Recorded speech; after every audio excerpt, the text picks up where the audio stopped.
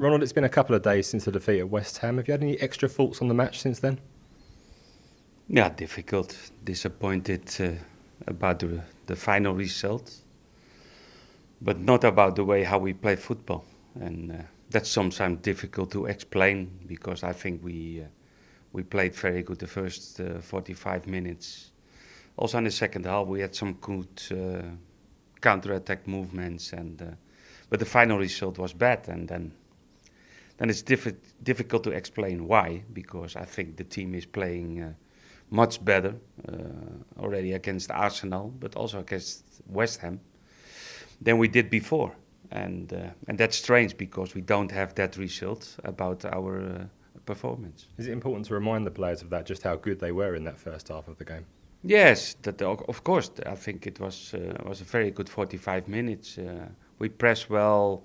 We were the dominated team, the best chances in the game, and then it's important to score the second one, because if you score the second one, that's all about belief of the opponent, and still 1-0, with one bad moment, they can draw the game, and that happened, and that's difficult to take. What is the key to getting that second goal, that important second goal?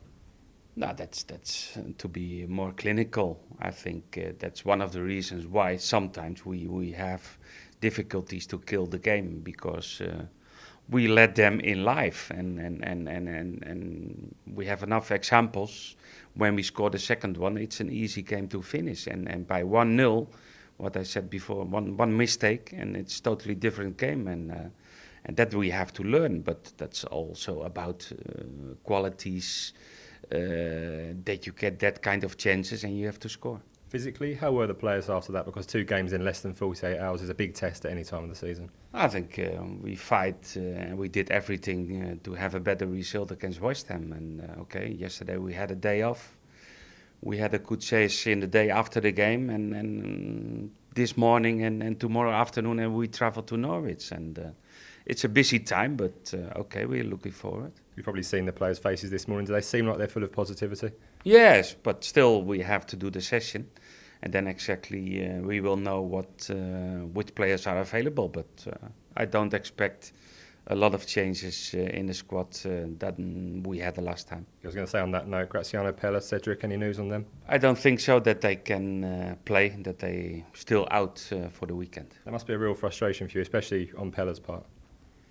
Yes, but that's part of football. That sometimes you have to take that injuries. But Shane Long is doing very, very well, and he's showing his qualities. And that's part of football, that you have to deal with injuries in your football players. I was going to say actually on Shane Long, I mean, he's shown real professionalism, I think, this season. Sometimes having to wait for his chance, but when he gets one, he certainly takes it, doesn't he? Yeah, but I think Shane is one of the examples of the players who, with difficulties, of course, to accept a role inside our squad. But sometimes he's not starting, sometimes he's coming off to the bench, but he's trying to do everything to make it difficult to the manager. And if how he played the last 2 games, I think he's doing very well. What sort of a game are you expecting from Norwich on Saturday?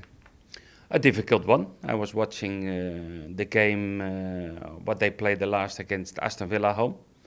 And they are strong, and they are fighting to keep the position in the Premier League. And they are strong at home, and they are an aggressive team. But we have good experience with them. We had a good result in our home game. But it's a difficult one, but we need to win. They do seem to be finding a little bit of belief, don't they, Norwich? Yeah, but I think they have a confidence now that they can beat. Of course, they won away against Man United, and that gives teams like Norwich a big belief, a big confidence to really battle to stay in the Premier League, and that's good, and that's one of the reasons why it's a difficult game on this Saturday. You obviously started 2015 with a good win over Arsenal a year ago. Is it important to start a new year with a win, or is it not too important? Yeah, it's always important to win every moment in the season, of course. And we know that we had experience last season against Arsenal. It's always nice to start a new year with 3 points, and we will fight for that. How do you reflect on 2015 as a whole?